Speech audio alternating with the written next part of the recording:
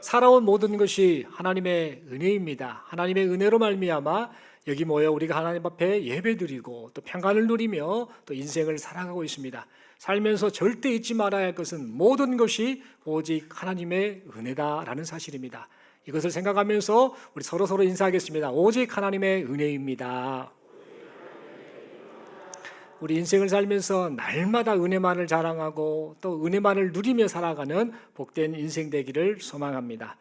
이 시간 저는 자격 없는 자들의 나라라는 제목 가지고 함께 하나님 말씀 받기를 원합니다. 여러분, 예수님께서는 이 세상에 오셔서 하나님의 나라를 전파하셨습니다. 그렇다면 그 하나님의 나라는 어떤 나라일까요? 하나님의 나라는 이사야서 65장 25절의 말씀대로 이리와 어린 양이 함께 먹고 사자가 소처럼 짚을 먹으며 뱀이 흙을 양식으로 삼을 만큼 해함이 없고 상함도 없는 나라, 그 나라가 바로 하나님의 나라입니다. 또한 계시록 21장 4절의 말씀대로 주님께서 모든 눈물을 그 눈에서 닦아주시고 다시는 사망이 없고 애통하거나 곡하는 것이나 아픈 것이 없는 나라, 그 나라가 바로 하나님의 나라입니다. 여러분, 본래 사람은 창조되었을 당시에 이토록 좋은 하나님 나라, 이 나라에 속해 살았습니다. 하나님의 사랑을 받고 하나님이 주시는 생명과 행복을 누리며 살았습니다. 하지만 범죄하여서 하나님과의 관계가 단절된 이후에 사람은 사망과 고통 가운데 떨어진 비참한 존재가 되고 말았습니다. 그래서 인간은 영생과 행복의 나라인 하나님 나라의 시민권을 그만 상실하고 말았습니다. 그런데 여러분, 우리 하나님께서 이런 인간을 불쌍히 여겨주셨습니다. 그래서 하나님의 은혜를 따라 우리 예수님께서 사망과 저주 아래 있는 인간을 건져주시려고 이 세상에 직접 오셨습니다. 그리고 예수님과 함께 이 세상에 임한 하나님의 나라, 그 나라를 우리 주님께서 선포하셨습니다. 예수님께서는 요한복음 3장 16절의 말씀처럼 하나님이 세상을 이처럼 사랑하사 독생자를 주셨으니 이는 그를 믿는 자마다 멸망하지 않고 영생을 얻게 하려 하심이라 라는 이 말씀을 하시면서 사람을 구원하여서 하나님 나라의 백성 삼으시기 원하시는 하나님의 그 애타는 마음을 전하셨습니다. 그뿐만 아니라 하나님 나라 복음이 계속해서 온 세상 가운데 전해지게 하시려고 제자들을 부르셨습니다. 그리고 그들을 훈련시켜서 복음 전도의 일꾼 삼아 주셨습니다. 그리하여서 사람들에게 하나님 나라 시민권을 얻게 하는 길이 활짝 열리게 되었습니다.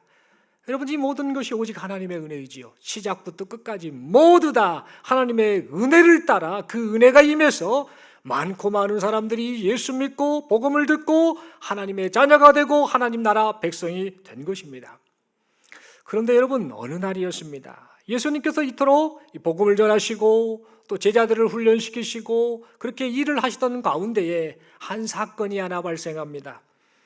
예수님께서 하나님 나라를 선포하실 때에 한 부자 청년이 예수님께 나와서 내가 무슨 선한 일을 해야 영생을 얻을 수 있습니까? 라고 물었습니다. 그러자 예수님께서는 자신의 선한 행위로 구원을 받을 수 있다 라고 그렇게 착각을 했던 그 부자 청년을 향해서 네 재물을 팔아서 가난한 자들에게 주어라, 그리고 나를 따르라 라고 말씀을 해주셨습니다. 그러자 그 부자 청년은 지금 자신이 소유한 재물이 너무나 많다 보니까 이 재물 욕심이 있었습니다. 그래서 그 욕심을 내려놓지 못했습니다. 그 결과 영생의 길을 제시하시는 예수님을 그만 떠나버리고 말았습니다. 그렇다면 여러분, 예수님께서 이 부자 청년에게 내가 무슨 선한 일을 행해야 영생을 얻을 수 있습니까? 라고 묻는 그 부자 청년에게 네 재물을 팔아라 라고 이렇게 이 말씀을 하셨던 이유가 도대체 무엇일까요?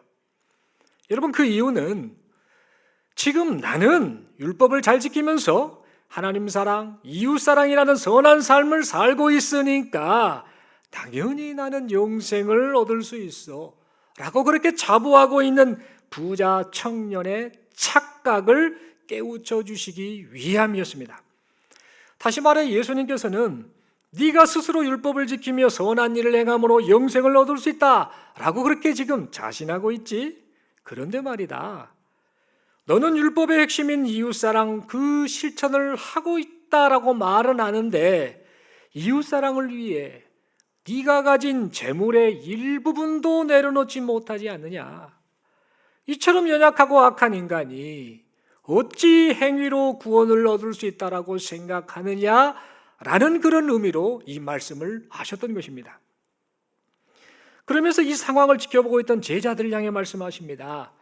부자가 하나님 나라에 들어가는 것이 얼마나 어려운 일인지 아느냐? 낙타가 바늘귀로 들어가는 것이 차라리 쉬운 일이다. 그러나 이렇게 어려운 일을 사람으로서는 할 수 없으나 하나님으로서는 다 하실 수 있느니라라고 말씀을 하시면서 결론적으로 하나님 나라에 들어가는 이 영생은 사람의 노력이 아닌 오직 하나님의 은혜로만 되어진다라는 사실을 분명하게 가르쳐 주셨습니다. 여러분, 이 말씀을 들었을 때 제자들은 어떻게 반응하는 것이 맞을까요? 예수님이 분명하게 이것을 깨우쳐 주셨는데 그러면 이 제자들이 어떤 생각을 품어야 되고 어떤 행동을 하는 것이 마땅했겠습니까? 아, 그렇구나. 하나님의 나라가 우리에게 임하고 우리가 하나님 나라 백성이 된 것은 하나님의 은혜이구나. 내가 행한 이런저런 일을 자랑할 것이 아무것도 없구나 라고 생각하고 말하는 것이 마땅하지 않겠습니까? 그런데 여러분, 제자들은 안타깝게도 너무나 황당한 반응을 보이고 말았습니다. 부자 청년이 재물에 대한 욕심을 내려놓지 못해 주님을 떠나버린 그 모습을 옆에서 가만히 지켜보고 있었던 제자들은 이제 예수님께 말합니다. 자신들은 부자 청년과는 달리 모든 것을 내려놨습니다. 그리고 주님을 따랐습니다. 그러니 하나님 나라를 상속받는 것이 당연한 것 아닙니까? 보상이 있는 것이 당연한 것이 아닙니까? 라고 그렇게 예수님께 말했습니다. 여러분, 제자들이 이렇게 말을 했던 것은 예수님의 제자들 역시 부자 청년과 마찬가지로 영생이 하나님의 은혜가 아닌 자신의 행위에 의해서 그렇게 주어진다라는 그릇된 생각을 가지고 있었기 때문입니다. 제자들은 예수님을 믿고 따른다고 하면서도 사람의 행위가 구원을 보장한다라고 하는 당시 유대인들의 잘못된 신앙관을 그대로 따르고 있었던 것입니다. 그래서 이런 안타까운 제자들의 모습을 보신 우리 예수님께서는 한 가지 비유를 들어서 어떤 사람이 하나님 나라에 들어갈 수 있는지를 다시 한번 말씀해 주셨습니다. 여러분, 그 비유가 바로 오늘 본문에 기록된 품꾼을 불러 포도원에 들여보내는 포도원 주인에 관한 이야기입니다. 여러분, 오늘 본문의 말씀을 살펴보면 포도원 주인이 품꾼을 불러 이 포도원에 들여보낼 목적으로 이른 아침부터 장터에 나가게 됩니다. 그리고 거기서 만난 품꾼들에게 당시 하루 노동자의 품삯이었던 한 데나리온을 주기로 하고 그들을 포도원에 들여보냈습니다.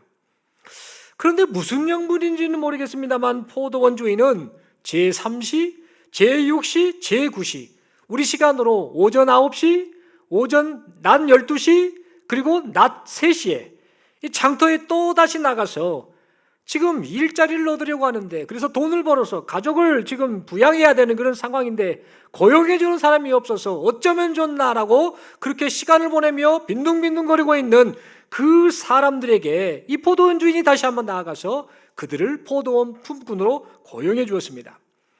그리고 하루 일과를 마치기 1시간 정도 전인 제11시에 우리 시간으로 오후 5시입니다. 그 시간에 장터에 이 포도원 주인은 또다시 나가서 또다시 품꾼을 고용하여 포도원에 들여보내 주었습니다. 그리고 1시간 후에 하루 노동 일과 시간이 다 마치게 되자 드디어 그 품꾼들에게 품삯을 나누어 주기 시작했습니다. 포도원 주인은 자신의 종, 그 청지기를 시켜서 맨 나중에 온 사람부터 품꾼들의 그 품삯을 나누어 주도록 명했습니다. 그런데 이때 깜짝 놀랄 만한 일이 벌어졌습니다. 일과가 끝나기 1시간 전에 왔던 사람, 우리 시간으로 오후 5시, 그 시간에 왔던 이 품꾼들이 품삯을 받기는 받는데 얼마 받을지를 모르겠죠. 아마 그 거의 끝나는 시간 1시간 정도 일했으니까 뭐 얼마나 받겠습니까? 한 데나리온이 10분의 1 데나리온이나 받을까 말까 하겠죠. 그런데 놀랍게도 하루치 품삯인 한 데나리온을 받게 된 것입니다. 그래서 그 모습을 지켜보고 있었던 먼저 온 품꾼들이 속으로 생각합니다. 아하, 나중에 온 저 품꾼이 한 데나리온 하루치 품삯을 받은 거 보니까 나는 저 사람보다 일찍 왔고 더 많은 일을 했으니까 나는 더 많은 품삯을 받겠구나라고 그렇게 속으로 생각하며 은근히 기대를 했습니다. 그런데 그들의 기대와는 달리 포도원 주인은 다른 행동을 합니다. 나중에 온 품꾼이나 먼저 온 품꾼이나 상관없이 모두에게 똑같이 한 데나리온을 줬던 겁니다. 그래서 이 상황이 못마땅했던 먼저 온 자들이, 일찍 와서 일했던 자들이 포도원 주인을 향해 원망을 쏟아냅니다. 아니, 내가 지금 저 사람들보다 먼저 왔지 않소? 그렇다면 나에게 좀 더 주는 것이 맞지 않소? 저 사람들은 1시간밖에 일 안 했는데 나는 몇 시간을 일했지 않소? 라고 그렇게 포도원 주인을 향해 따져 물었습니다. 그러자 주인이 그렇게 원망하는 자들을 향해 대답을 합니다. 내가 당신들에게 노동자의 하루 품삯인 한 데나리온을 주기로 약속했고 그 약속대로 한 데나리온을 주지 않았소. 내가 당신들에게 약속한 그대로 정당하게 하루 품삯을 주었는데 뭐가 문제란 말이오? 내가 뒤늦게 온 사람들, 저 사람들을 불쌍히 여겨서 내 것을 가지고 내가 그들에게 하루 품삯을 주는 것이 도대체 무슨 문제란 말이오? 라고 그렇게 말을 하였습니다. 여러분, 포도원 주인의 말은요, 누가 봐도 맞는 말입니다. 먼저 온 품꾼들이 하루치 품삯인 한 데나리온을 그대로 받았기 때문입니다. 약속했던 그 품삯을 그대로 받았기 때문입니다. 그리고 나중에 온 품꾼들에게 똑같이 한 데나리온을 준 것은 그 데나리온의 주인이 포도원 주인 아닙니까? 그 포도원 주인이 자신의 것을 가지고 은혜를 베푼 것이기 때문에 그 포도원 주인의 행동은 아무런 문제가 없는 정당한 행동이었던 겁니다. 그런데도 먼저 온 포도원 품꾼들은요, 뭔가 자신이 지금 손해를 보는 것 같은 그런 마음을 가졌습니다. 그렇다면 여러분, 이 먼저 온 품꾼들이 뭔가 손해를 보는 것 같은 이런 마음을 가졌던 이유가 뭘까요? 그것은 바로 자신들이 자격이 있어서 포도원에 들어온 품꾼이 되었다라고 착각을 하고 있었기 때문입니다. 다시 말해서 포도원 주인은 이 품꾼들을 처음부터 부를 때에 이들에게 생계를 유지할 수 있는 품삯을 주기 위해서 이른 아침부터 또 오전 9시, 낮 12시, 오후 3시, 오후 5시 그 순간순간 계속해서 찾아가서 그들에게 은혜를 베풀기 위해서 그렇게 나갔는데 그 은혜를 모르다 보니 먼저 온 이 품꾼들은 내가 마치 손해보는 것 같다라는 그런 잘못된 생각을 가졌던 것입니다. 여러분, 예수님의 이야기가 이렇게 끝이 나는데요, 여러분, 그렇다면 우리 예수님께서는 이 비유를 통해 도대체 무슨 말씀을 하고 싶으셨던 것일까요? 여러분, 우리 예수님께서는 이 비유를 통해 하고 싶으셨던 말씀의 결론을요, 오늘 본문 16절의 말씀을 통해 분명하게 말씀하고 있습니다. 이와 같이 나중된 자로서 먼저 되고 먼저 된 자로서 나중되리라. 여러분, 이 말씀은요, 재물을 포기하지 못해 예수님을 떠나버렸던 그 부자 청년을 보면서 우리는 모든 것을 버리고 주님을 따랐습니다. 그렇다면 우리가 무엇을 얻겠습니까? 라고 말했던 제자들을 향해 우리 예수님께서 맨 마지막으로 말씀하셨던 마태복음 19장 30절 말씀인 그러나 먼저 된 자로서 나중되고 나중된 자로서 먼저 될 자가 많으리라라는 이 말씀과 일맥상통한 말씀입니다. 그렇다면 여러분, 예수님께서는 포도원 품꾼 비유를 통해 지금 제자들에게 무슨 말씀을 하고 싶으신 것일까요? 그리고 먼저 된 자가 나중되고 나중된 자가 먼저 될 것이다라는 말씀을 지금 비유의 말씀을 하시기 전에, 그리고 비유의 말씀을 하신 이후에 이렇게 2번씩이나 말씀하시면서 지금 말씀을 하셨는데, 그 말씀을 통해 제자들에게 무슨 말씀을 지금 하고 싶으셨던 것일까요? 여러분, 예수님께서는 이 비유를 통해 무슨 말씀을 하시느냐면요, 하나님의 나라는 나는 그 하나님의 나라에 들어갈 자격이 없다라고 여기는 자가 들어가고, 나는 그 하나님의 나라에 들어갈 자격이 있다라고 여기는 자가 들어가지 못한다라는 사실을 말씀하셨던 것입니다. 그리고 성도가 하나님 나라 백성이 된 것은 사람의 행위가 아닌 오직 하나님의 은혜로 되었다라는 사실을 잊어서는 아니 된다라는 사실을 지금 말씀하고 싶으셨던 것입니다. 그런데 여러분, 제자들은 자신들이 예수님을 믿고 따름으로 하나님 나라 백성이 된 것이 오직 하나님의 은혜라는 사실을 그만 잊고 있었습니다. 그래서 자신들이 마치 하나님 나라 백성이 될 만한 자격을 갖추는 그런 사람이라고 착각을 한 채 우리가 이만큼 수고를 했지 않습니까? 우리가 이만큼 헌신했지 않습니까? 그러니 당연히 보상을 내주는 것이 마땅하지 않습니까? 라고 그렇게 예수님을 향해 물었던 것입니다. 여러분, 이것은 자신들이 자격을 갖추어서 포도원에 들어와 일을 하게 되었다라고 착각을 한 먼저 온 품꾼들의 모습과 똑같은 모습인 것입니다. 여러분, 이 얼마나 부끄럽고 불신앙적인 모습입니까? 그런데 여러분, 인생을 살다 보면요, 우리들 역시, 여기 모인 우리들 역시 이와 같은 생각, 이와 같은 반응을 가지고 하나님 앞에서 신앙생활을 하고 있지는 않는가? 그런 모습이 우리에게 불쑥불쑥 나타나고 있지는 않는가? 그런 생각을 해보게 됩니다. 여러분, 성도들 중에 내가 죽으면 천국에 갈 수 있을까? 성도들 중에, 일반 사람 말고 성도들 중에 내가 죽으면 천국 갈 수 있을까? 혹시 천국에 못 들어가는 것은 아닐까라는 걱정을 하는 사람들이 의외로 있습니다. 여러분, 성도들 중에, 일반 사람이 아닌 성도들 중에 이런 고민을 하는 사람들이 있는데, 여러분, 이런 고민을 왜 한다라고 여러분은 생각을 하십니까? 하나님의 나라가 약속되었고 보장되었고 이미 그 하나님의 나라가 내게 주어졌는데, 하나님 나라 시민권을 가지고 사는 존재가 성도인데, 성도들 중에 내가 죽으면 하나님 나라를 갈 수 있을까? 못 갈까? 라는 이런 걱정을 하면서 믿음이 흔들리는 사람을 보게 된다는 겁니다. 여러분, 왜 이런 걱정을 할까요? 여러분, 그 이유는요, 하나님 나라를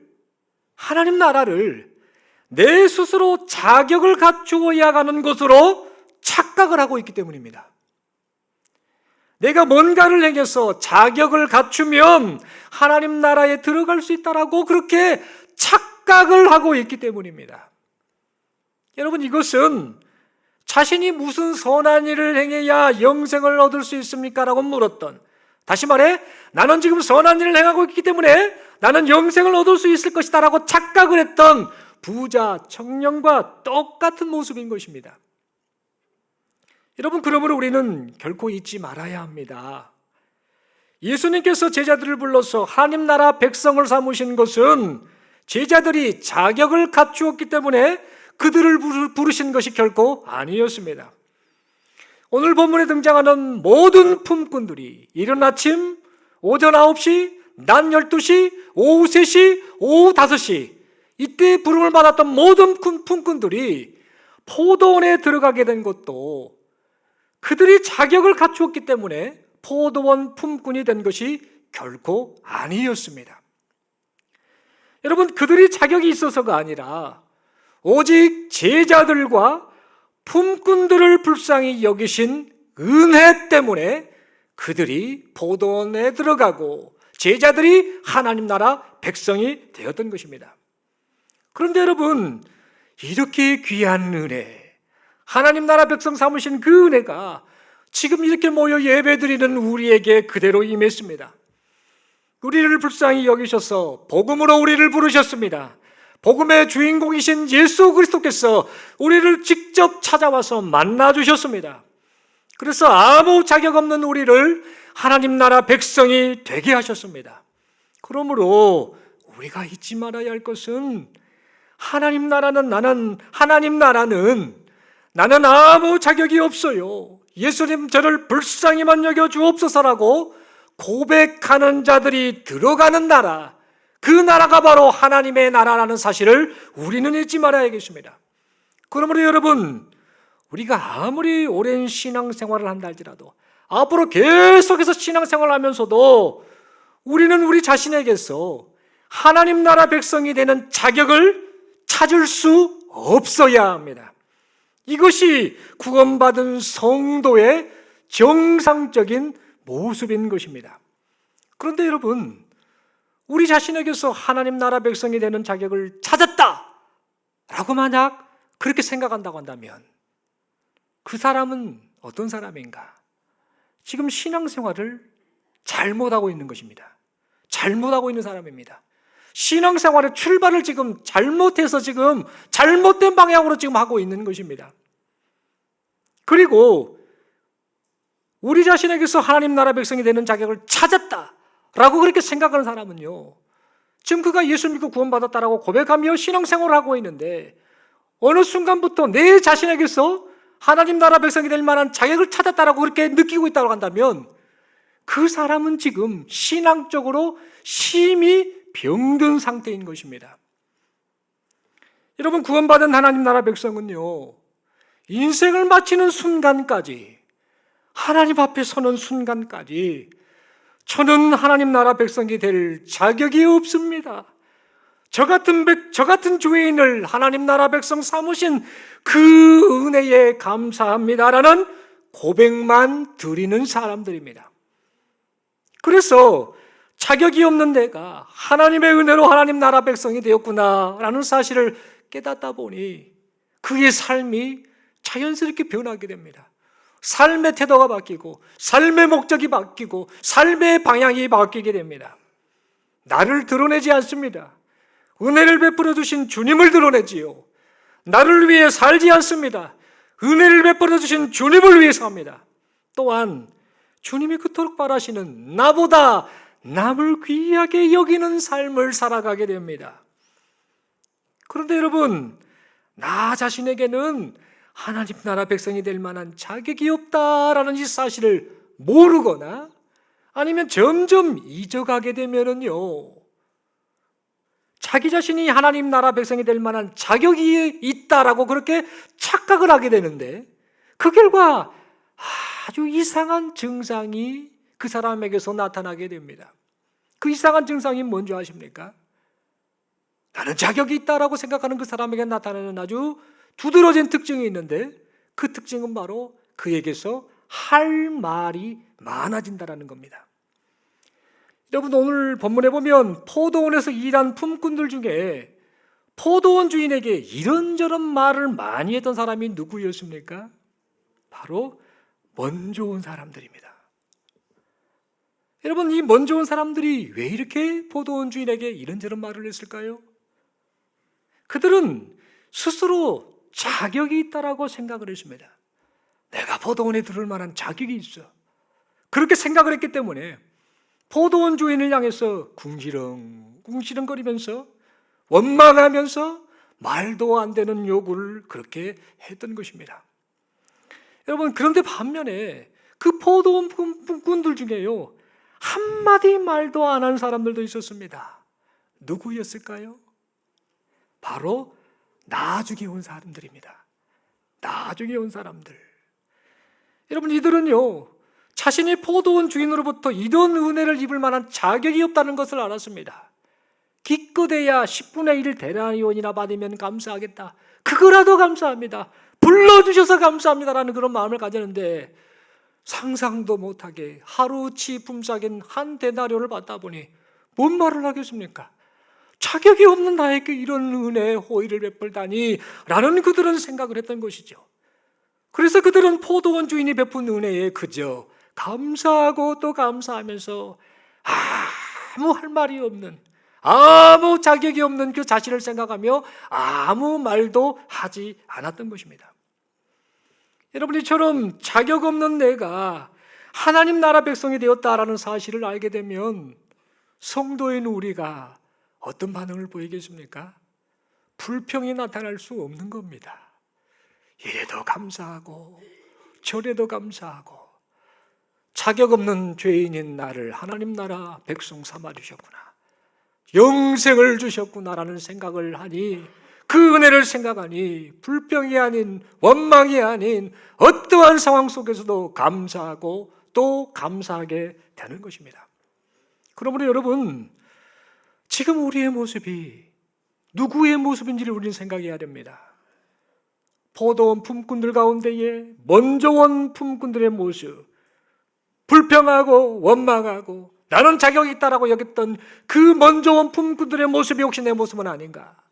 아니면 지금 나는 나중에 온 품꾼들의 모습처럼 그저 감사하고 또 감사합니다라며 그렇게 하나님 앞에 인생 시간을 살아가고 있는 모습인가?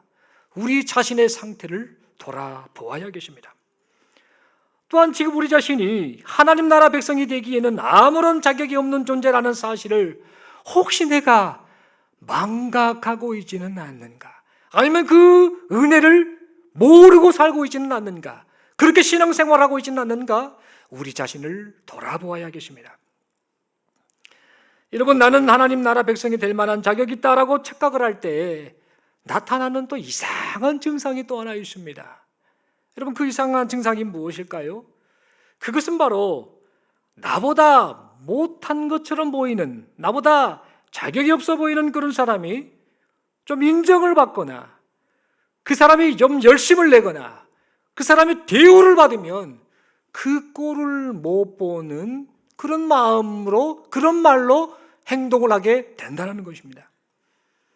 여러분, 오늘 본문 내용 다음에 마태복음 20장 24절의 모습을 보면요, 제자들이 지금 서로 싸우고 있습니다. 이 사건 이후에 이 제자들이 서로 싸우고 있는 겁니다. 이 내용을 살펴보면 뭐 때문에 싸웠냐면요, 요한과 이 야고보의 어머니가 예수님께 청탁을 합니다. 예수님, 딱 보니까 예수님이 이제 나라를 세우실 분이고 왕이 되실 분이고, 그런데 예수님께서 이제 당신의 나라를 세우시면 우리 두 아들을 하나는 좌측에 하나는 우측에 앉혀서 귀하게 좀 써주십시오. 높은 자리를 조금 주십시오라고 그렇게 청탁을 하였습니다.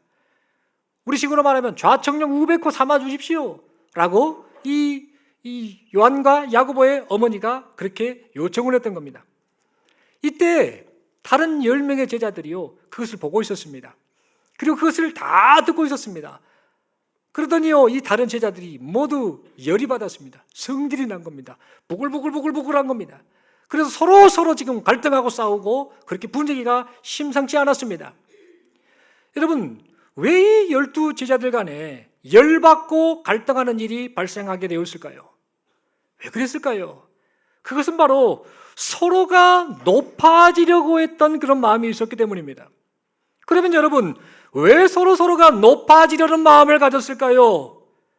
그 이유는 제자들 모두가 자신이 그만한 자리에 오를 수 있는 자격이 있다라고 그들 모두가 착각을 하고 있었기 때문입니다.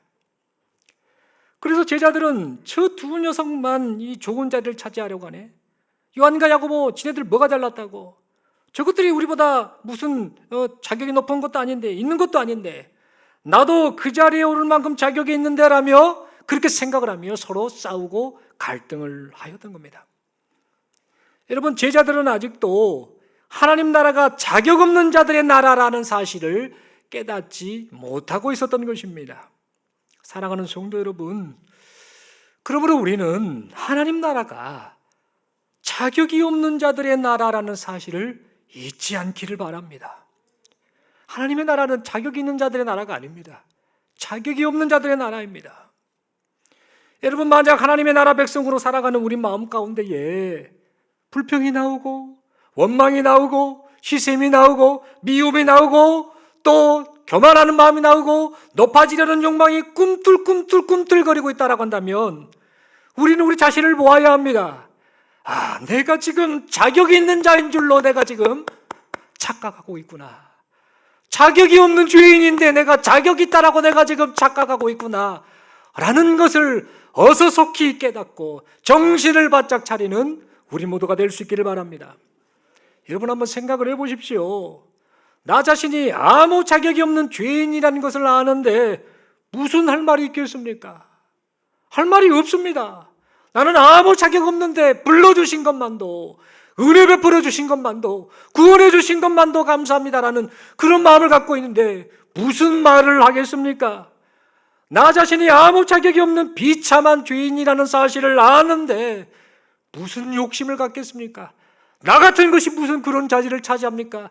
나 같은 것이 무슨 그런 것 내세울 만한 행동을 하겠습니까? 라며 오히려 유구무원, 이분 있어도 아무 말도 못하고 그저 감사합니다라고 그렇게 반응하지 않겠습니까?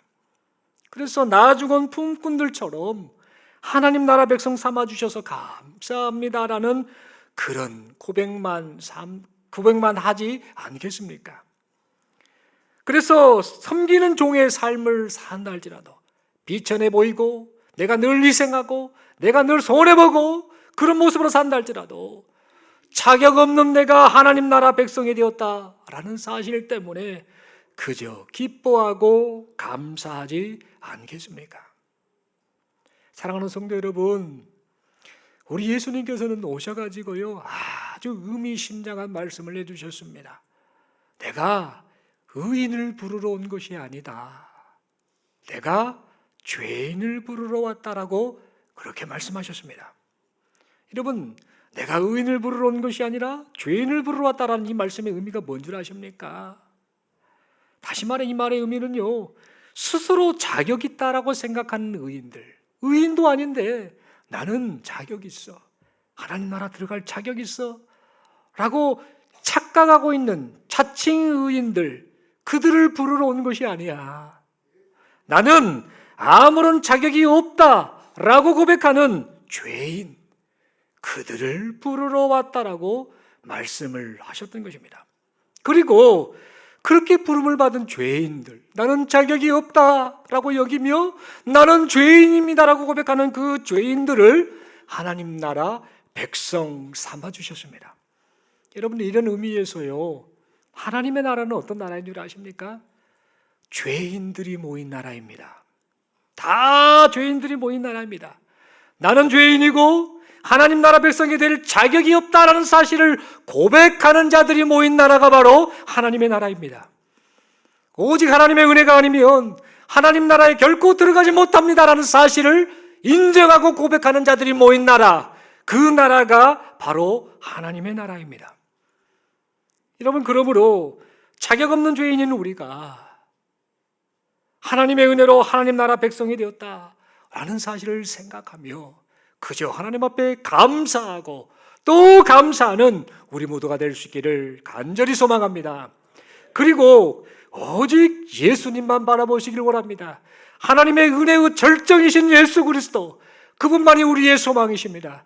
예수만 바라봅니다라고 그렇게 결심하고 그렇게 예수님만을 실제로 바라보며 살아가시는 우리 모두가 될 수 있기를 바랍니다.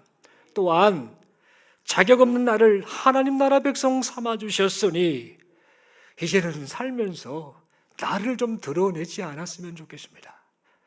나를 드러내지 말고 자격 없는 죄인인 나 자신을 안다고 한다면 나를 드러내지 말고 은혜 베풀어 주시는 우리 주님만을 드러내는 우리 모두가 될 수 있기를 바랍니다.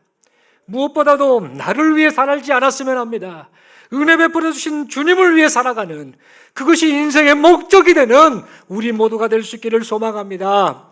그리하여서 주님이 그토록 바라시는 나보다 남을 귀하게 여기는 이 섬김의 삶을 통해 자격 없는 자들에게 은혜로 주어지는 하나님의 나라, 이 하나님의 나라를 세상을 향해 널리 알리는 여기 모인 우리 모두가 될 수 있기를 간절히 소망합니다. 성령 하나님께서 우리 모두가 그런 삶을 살아갈 수 있도록 지금도 계속해서 은혜를 베풀어 주시고 우리를 변화시켜 가시고 계신 줄로 믿습니다. 우리 서로에게 이렇게 인사하겠습니다. 그리고 묻겠습니다. 하나님의 나라는 누가 들어갈까요? 라고 묻겠습니다.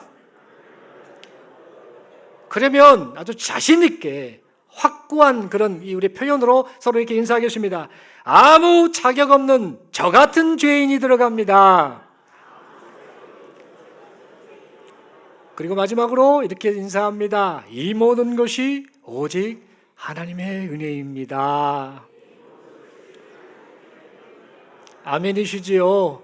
여러분, 우리는 지금 하나님 앞에서 신앙생활하고 있는데요, 건강한 신앙생활을 좀 했으면 좋겠습니다. 건강한 신앙생활, 신앙의 출발도 잘못되지 않았으면 좋겠고요, 출발은 잘했는데 신앙생활이 좀 변질되고 이상한 쪽으로 흐르지 않았으면 좋겠습니다. 여러분, 건강한 신앙생활의 시작이 여러분 뭐라고 생각하십니까? 다른 거 아닙니다. 여러분, 성도가 병들지 않고 건강한 신앙생활을 계속해서 유지할 수 있는 비결이 뭐라고 생각하십니까? 다른 데 있지 않습니다. 핵심은 똑같은 결론입니다. 뭐냐면 내가 자격 없는 죄인이구나, 이것을 깨닫고 그것을 인정하고 그것을 고백하며 오직 주님의 은혜만을 바라보는 것, 그때 건강한 신앙생활이 시작되고 진행이 되는 것입니다. 여러분, 구원관이 흔들리고 있습니까? 그러면 자신의 신앙의 뿌리인 신앙 고백의 출발이 무엇에 두었는가를 살펴보아야 합니다. 행위 아닙니다. 행위를 계속해서 생각하는 것은 뭐냐면 내가 자격을 갖추어야 구원을 받는다는 착각을 갖기 때문입니다. 자격 없는 나, 죄인인 나를 어서 빨리 발견하는 은혜가 있기를 원합니다. 살면서 하나님 앞에서 불평하고 사람들 앞에서 불평하고 교회 공동체 안에서 서로 시샘하고 갈등하고 다투는 모든 이유가 뭐냐면요, 내가 자격이 있다라고 착각을 하니까 그런 겁니다. 우리는 할 말이 없습니다. 자격이 없는 나에게 하나님의 은혜로 구원해 주셨구나, 그 은혜를 바라보는 자에게 자격을 갖게 해주셨구나라는 사실을 생각하면 할 말이 없는 겁니다. 그저 감사하고 이제 내가 내 인생을 어떻게 살 것인가, 주를 위해 살아야겠구나라고 그렇게 결단하게 되는 것입니다. 이 점을 생각하면서 오늘 이 진리의 말씀을 우리가 다시 한번 생각하고, 그러면서 우리에게 주어진 이 인생 시간을 앞으로 계속해서 살았으면 좋겠습니다. 그래서 하나님 앞에 서는 그 순간까지, 우리의 생명이 다하는 그 순간까지 오직 나는 자격 없는 죄인입니다라고 고백하는, 그래서 하나님의 은혜만을 자랑하는 여기 모인 우리 모두가 될 수 있기를 간절히 소망합니다. 함께 기도드리겠습니다. 하나님 아버지, 감사합니다. 말씀 받았습니다. 우리가 자격 없는 죄인입니다. 그런 우리에게 하나님 은혜 베풀어 주셨습니다. 하나님 백성 삼아 주셨습니다. 하나님 감사합니다. 이 자격 없는 죄인인 우리가 은혜를 생각하며 이제 인생을 살며 어떻게 살아야 할 것인가 다시 한번 돌아봅니다. 나를 위해 살지 않고 주를 위해 살게 하시고, 나를 드러내지 않고 주님을 드러내는 인생 되게 하시고, 주님이 그토록 원하시는 섬기는 삶, 그래서 하나님의 나라를 전파하는 그런 인생을 살아드리는 우리 모두가 되게 하여 주시옵소서. 우리가 인생을 살면서 죽는 그 순간까지, 그리고 하나님 앞에 서는 그 순간까지 저는 자격 없는 죄인입니다 라고 그렇게 고백하는 그런 여기 모인 우리 모두가 되게 하여 주옵소서. 이 고백을 따라 믿음으로 살아갈 수 있도록 성령 하나님 우리를 붙잡아 주시고 인도하여 주옵소서. 우리 주님 예수님 이름으로 기도드리옵나이다. 아멘. 우리 함께 찬양하겠습니다. 찬송가 310장 함께 찬양